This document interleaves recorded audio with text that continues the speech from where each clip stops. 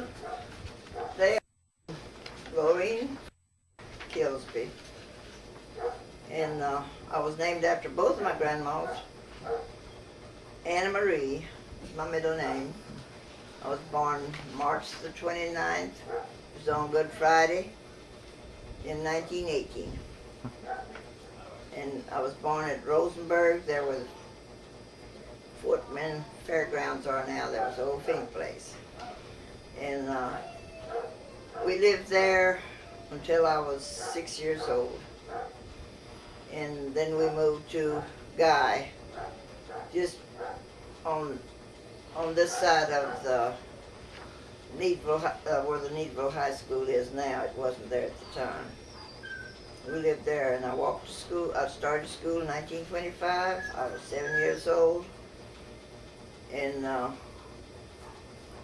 I had to walk 2 miles to school and back from school. So I walked 4 miles every day, and muddy roads. I wore knee-top shoes, come to my knees, and the heels were on there about 2-3 inches. By the time I got home was all the mud. And I was facing the north wind when I walked home, but going to school it was good. I had my back to the wind. So, and we had to watch out for the old cows on the road. Many a time I walked through deep ditches of water to get away from them, and then had to go sit in front of the heater when I got to school, and teacher would see that I got my socks and shoes dry. And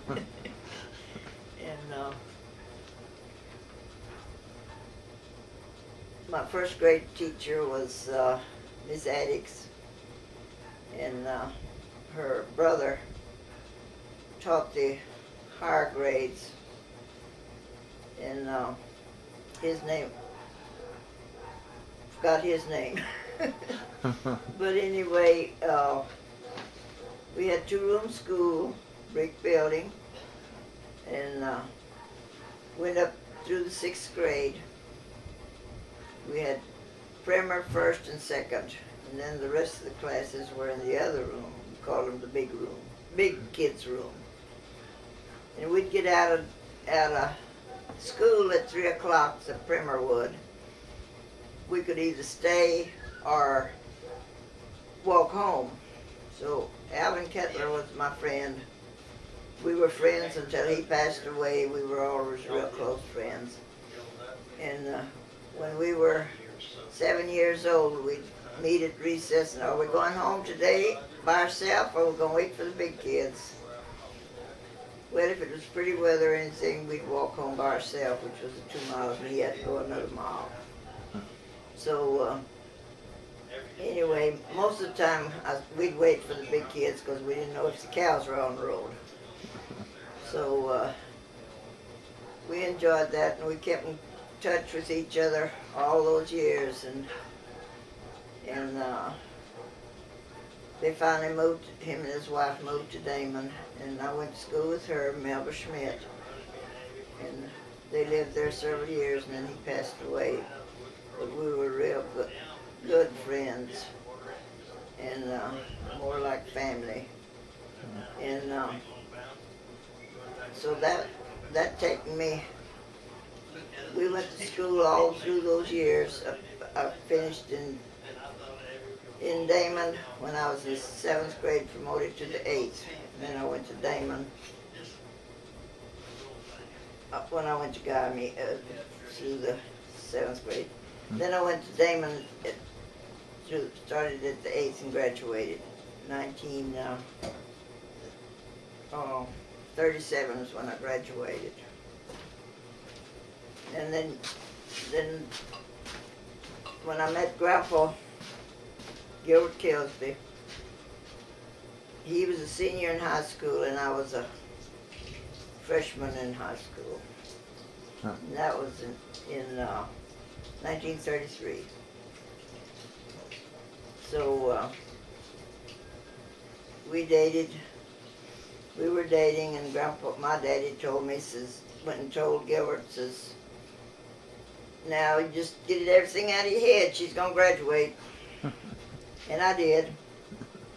So, but I graduated on 21st of May in 1937. On the 31st of May, we got married.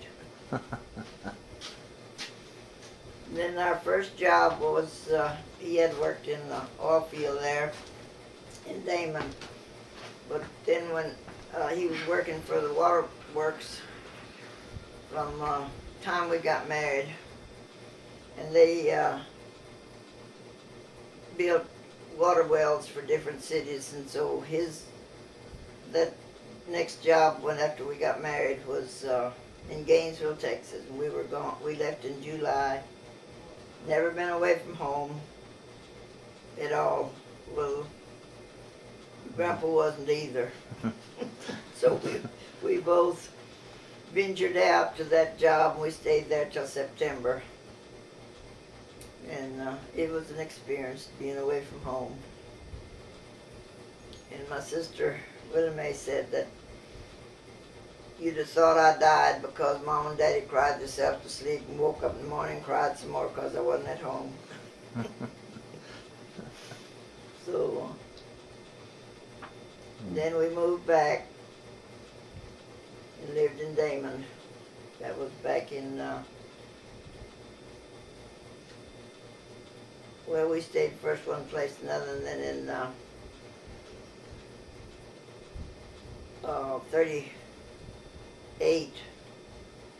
37, the last of that, we rented a little apartment, Miss Conley's little house that she had there. I think everybody spent their honeymoon there.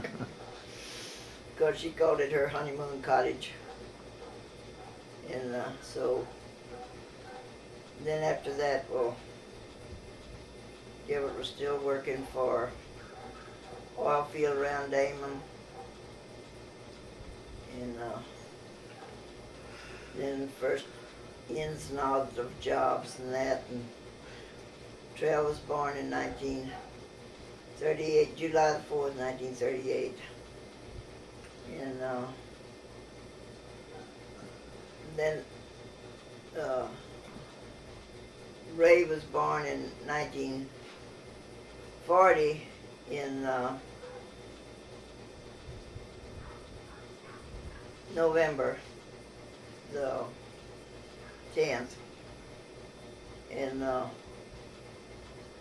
so, well, Grandpa decided he'd go ahead and farm. But I think we had 12 acres of cotton, just a few acres of corn.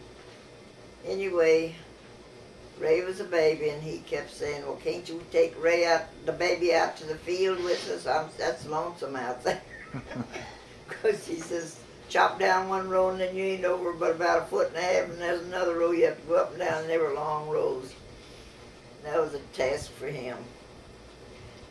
So anyway, we had 12 acres of cotton, made 13 bales, which was a bumper crop in those days for. So he decided he'd quit farming, and then he went to work for Dow. That was in, I believe it was 1942, somewhere along. He went to work for a construction company. They built Dow then. And then when he completed the caustics division, they told him that was his building. So they put him to work in there. So he was there for about 36 or 8 years. And he retired from there, lived 20 years after he retired. And he passed away in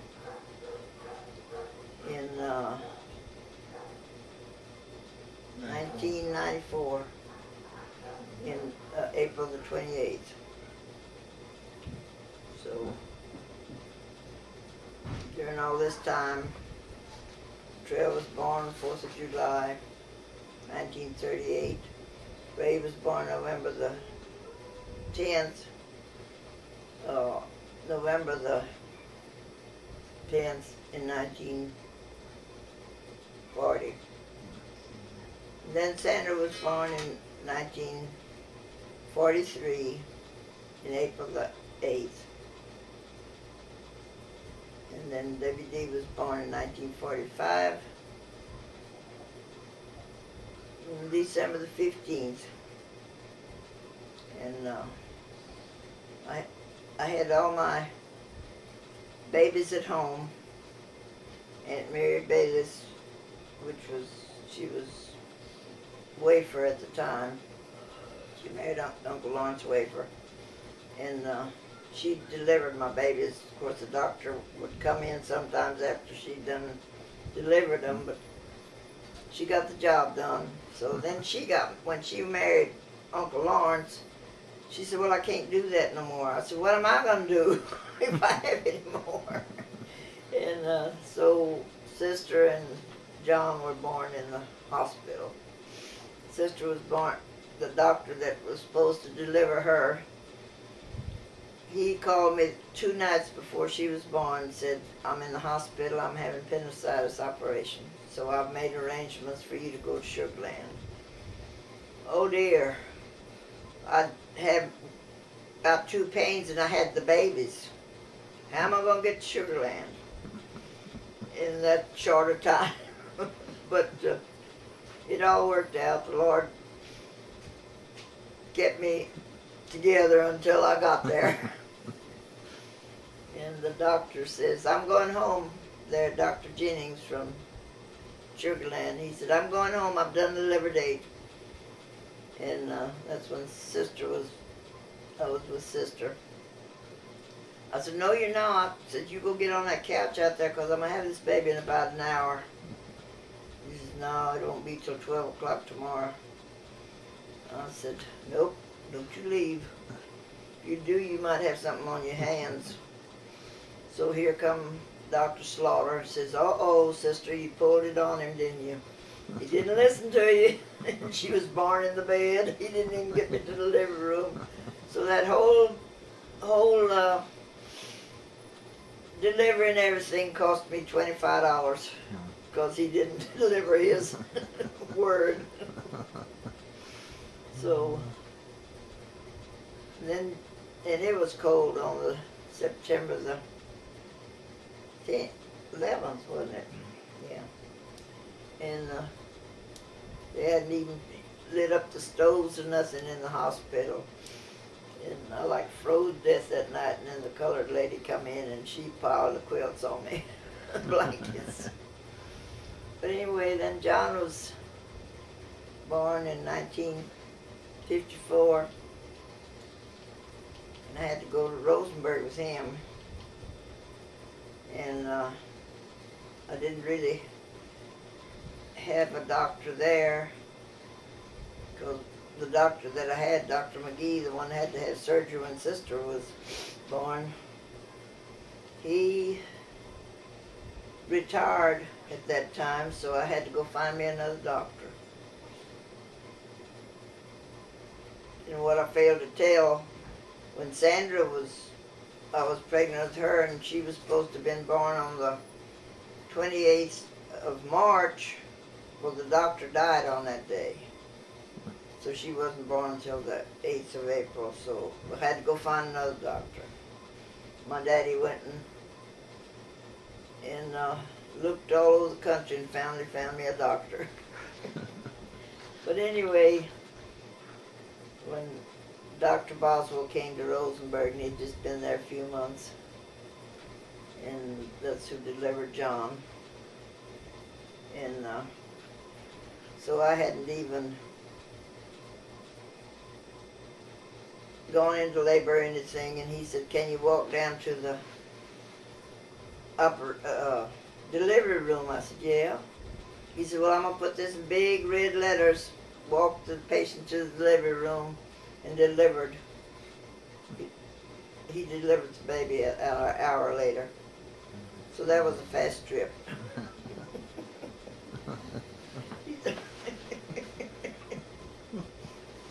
And anyway, so we made it fine and everything.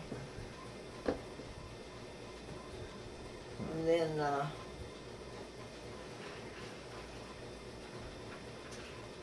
What you got next? Oh, that's it. What were your parents' names? What were their? Oh, my mother was born on Washington on the Brazos, where Latrell and Ray and y'all like to go with on that festival day down there and that, and then she was raised around Brenham and Temple, and she was going to school, high school in Temple. She was born January the 2nd in 1894, and so Grandpa was working for Grandpa Schultz was working for the railroad.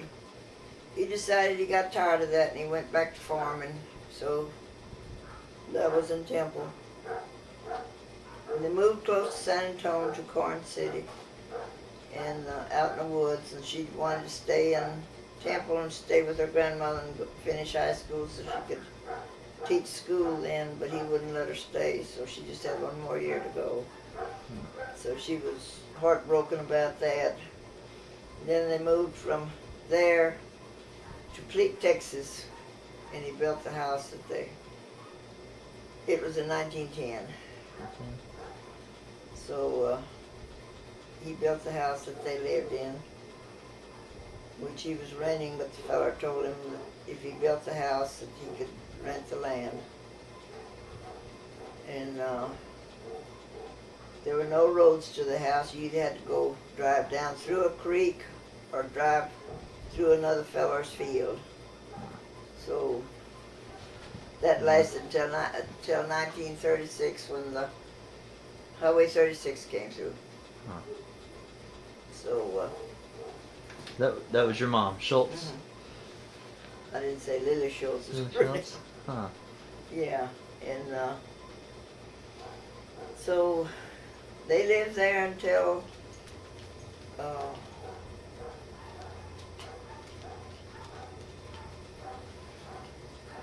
I guess it was when the day that Pearl Harbor was bombed, they moved the next day to Sealy. Huh. So, that was 42? No. I don't know. Yeah. But anyway, and then my daddy was a year old when they came across from Russia. And back in those days, Germany was taking the 9-year-old boys away from the parents and putting them in the military. That was back the days that Catherine the Great was ruler of Russia, and she had compassion for people that were from Germany, and she let them come to Russia in those years. And that's when my great-grandparents moved to Russia. I don't remember just what year that was. But anyway, that's where Grandma and Grandpa Finn came from. Huh. So. That's brothers and sisters. Do you have any brothers and sisters? Yeah. Well, then I can remember things back when I was 2 and 3 years old. We lived there where I was born there where the fairground, Fort Bend Fairgrounds is now. And we lived there until I was 6 years old. And then we moved to Guy. And the only thing I remember way back there, one of Mama's cousins came over and their son had a BB gun and he was shooting all the little sparrows around there. And I was so mad because I was just 2 years old, and I told his mother to take him home. He wasn't welcome there anymore. And so then George was born there. He was born September the 5th.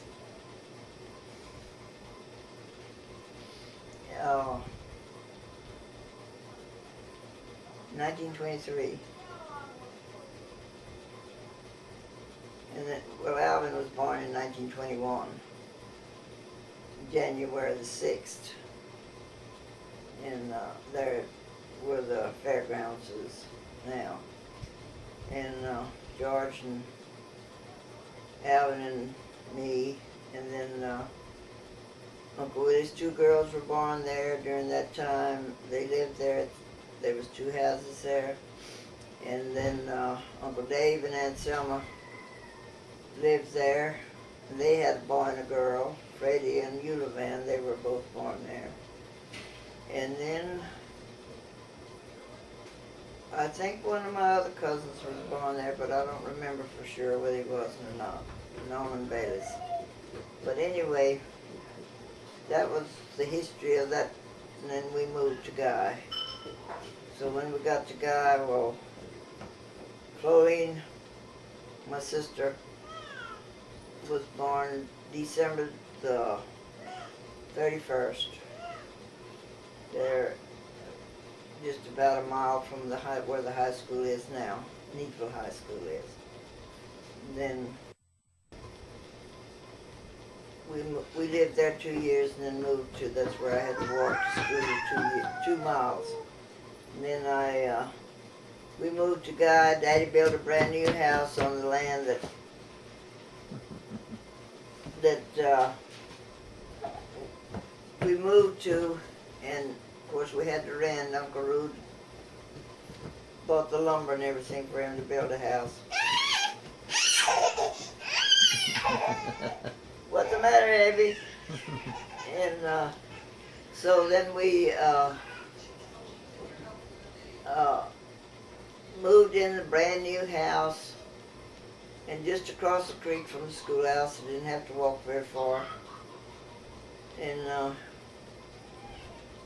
so then Aunt Bips was born in 1924, which is Willie Mae, my youngest sister. And I was 9 years older than she is. And Mom would go to the field and leave me at the house with her. And I'd feed her cream of wheat at 10 o'clock. And then Mama would come in and let her nurse at noon. But Mama always put her meal on the stove. We had a wooden stove, cook stove. And I wasn't but 9 years old. But I'd had to watch the stuff so it wouldn't burn or anything. And I'd have dinner ready when they came in. So whenever kids don't think they had work to do, they should have followed us around. Because we didn't have no playtime at all. In the evening we'd come in, we had to feed the horses and the cows and the pigs and chickens and everything.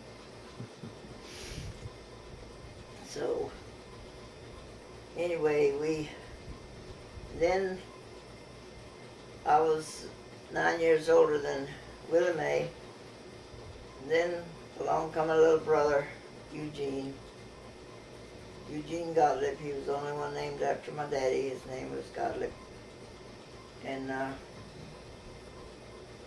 so I think when I introduced my daddy, or didn't tell where he was born in Russia, and he was born in 1892. And that's when, and he was a year old when they came across from Russia.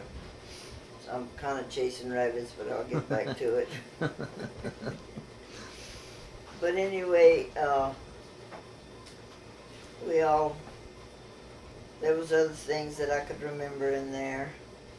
And then Eugene was born in at Guy in 1936. That was the year they had the centennial of Texas in Dallas. My daddy had to take a busload of kids to Dallas, no place to stay or nothing. They finally found a vacant house, and it was in October. Eugene was born October the 12th, 1936. And then 1937 I graduated and got married, so that taken me away from home.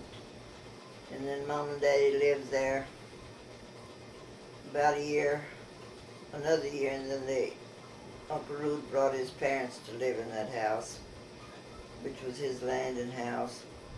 And then Mom and Daddy moved out to the Berry place.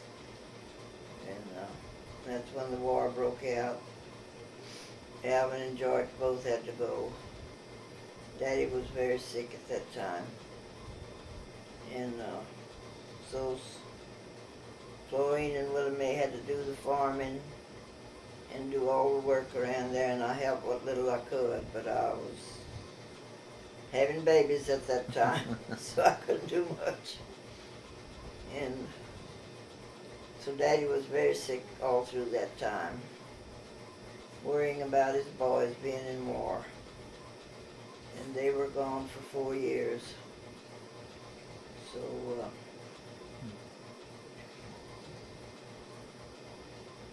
and then they finally all got home and everybody got married, and then my daddy was sickly all the time, and he had a heart attack in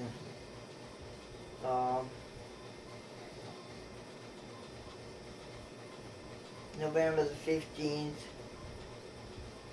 in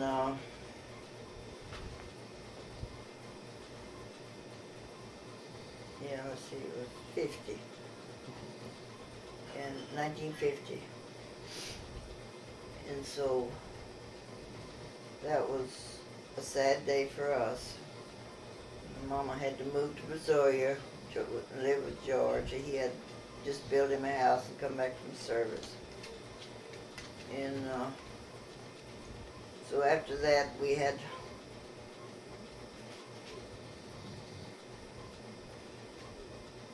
it just seemed like a big world in front of us.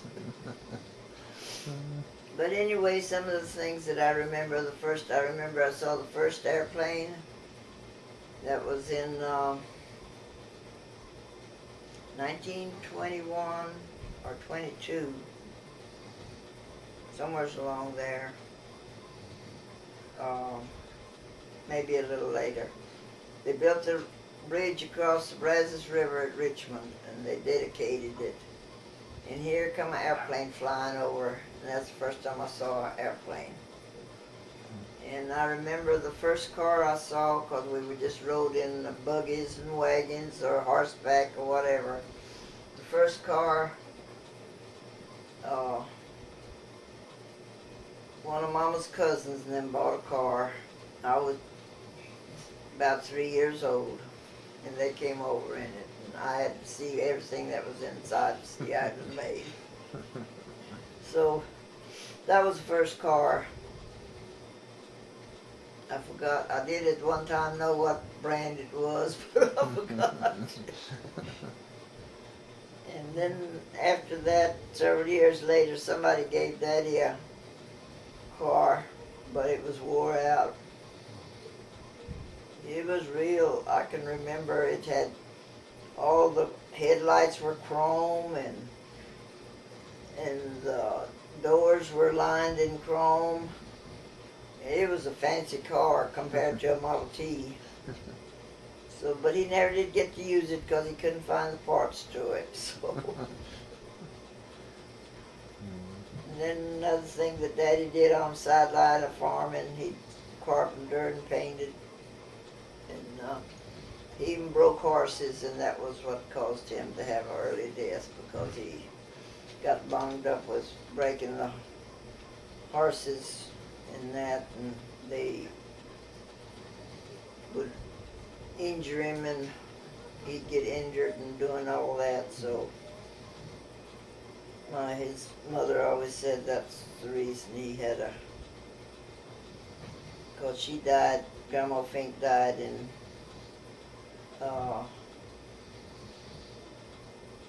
1938 on Uncle Willie's birthday. He was 38 years old. And then Daddy died, passed away in 1950. But he was always sickly, and she said he was going to have an early death, and which he did. So, another thing that I remember when I was about like Katrina, one day I went out and I saw the little chicks eating red ants. And I come in and told my daddy, says, them chicks are eating them bugs again, them red bugs. And I said, they're falling over on their backs. He said, oh, let's go operate on them. So he sent me in the house to get, go tell your mama that you want a spool of silk thread and a needle and a razor blade. 2-year-old carrying a razor blade. And so I took it out there to him, and he had everything ready, and he cut the crawls open of the little chicks and got the ants out, sewed them back up, and they all lived. Wow. And I can still remember that. I don't think I was 3 years old then yet. Wow. And so I helped him a lot like that, even when he'd go to the barn and do his work there, I was always with him. And I was always helping him with something that was sick or something, and so it was a joyful life. We all were real close and tried to stay that way, and even on to the generations now. So that's pretty well what I remember of, unless you got something else you want to add. That's all. That sounds good. Grandpa Kilsby was born in Farmersville, Texas in July the 17th in 1891 about 1890. I don't know for sure, but around that. And then Grandma Kilsby she was Ada Dickinson, and she was born in June. She couldn't remember what day, but she said it was roasting ear time. And she was born at around Guy or somewhere there. And but her mother was a 12-year-old child when they came from Illinois to Texas, and they came by wagon. She said she told us all about how they packed and made hominy and sauerkraut and everything else to make the trip. And then with Grandpa Kilsby there, well, his daddy was 12 years old when they came. He was a stowaway from England, and he landed in Galveston. And so he, I don't remember I did know what her name was, his first wife, which was Grandpa Kilsby's mother. And because they were, Uncle Oscar and him were the only 2 boys, and they had a little girl, and she passed away. And then the mother passed away, Grandpa Kilsby's mother. And then, so then he married an Indian girl from East Texas somewhere. And that's when Uncle John Kilsby that lived in West Columbia, you remember us talking about him. And that was his mother. They raised, I think 7 children. 3 girls and 4 or 5 boys. But before then, she was not a very good mother. She wouldn't, when the babies didn't nurse anymore, she failed to feed them like she should have. So finally, Uncle George lived through that stage. They all died when they were about a year old. 6 or 7 of them. And then he raised the rest of the, after they were born, he saw that the little ones got something to eat. So that was a sad situation. But anyway, it wasn't a very pleasant things that happened in that family when Grandpa Kilsby's dad passed away. Nobody come and told him, and he looked out across the prairie and he could see a funeral going to Guy from Damon. And so this fellow rode up and he says, "John, what are you doing here?" Says, "Don't you see that funeral procession? That's your dad." And he didn't know nothing about it. So he got on a horse and caught up with him, just like he was. He'd been working. Yeah. And so it was, that family was, kind of had a sad situation all the way around. This is John Kilsby would be Gilbert Kilsby's father? Oh, no. No. It was John Wesley Kilsby that came over as a stowaway. Oh, that was him. That was his family. Oh, his family. And that was him that died, and his wife wouldn't tell the rest of them about it. Huh. Huh. So she was very peculiar person. And you could tell she was an Indian. Just like the pictures you see of the old squaws. Yeah. Huh.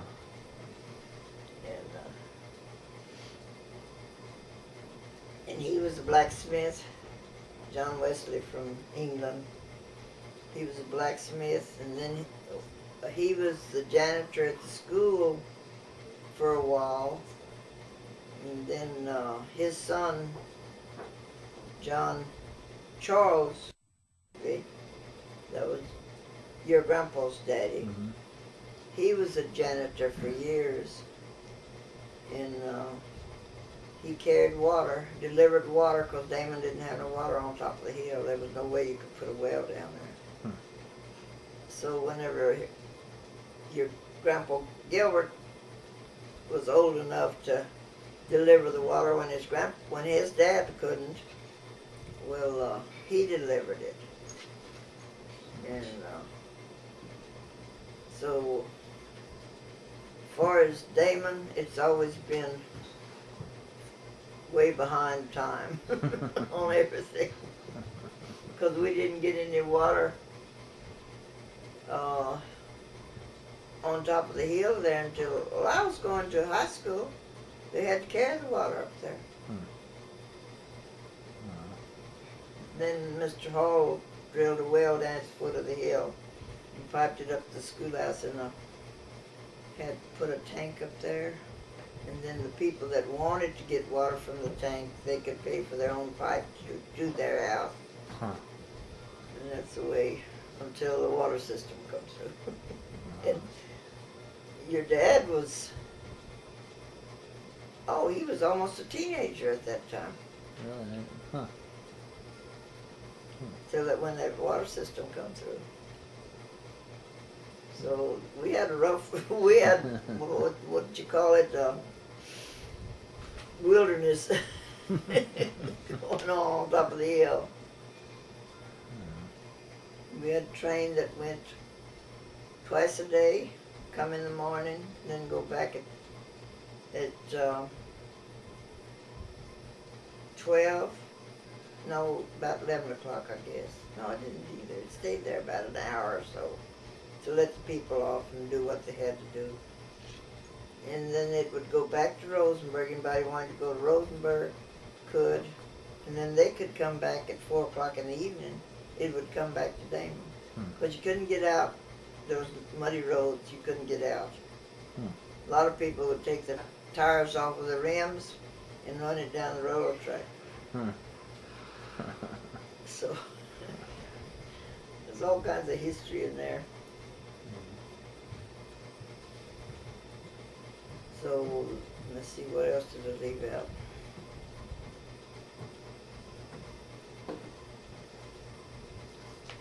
But anyway, we stayed right on top of the hill there all those years. Huh. We moved there in 42. Moved our house from the cemetery over Oh, yeah. to it. Then we built the house.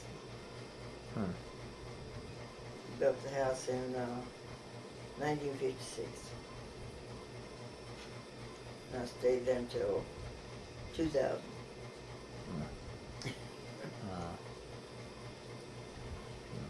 So that's it, I guess. That's all I can think of right now. Yeah, that's enough.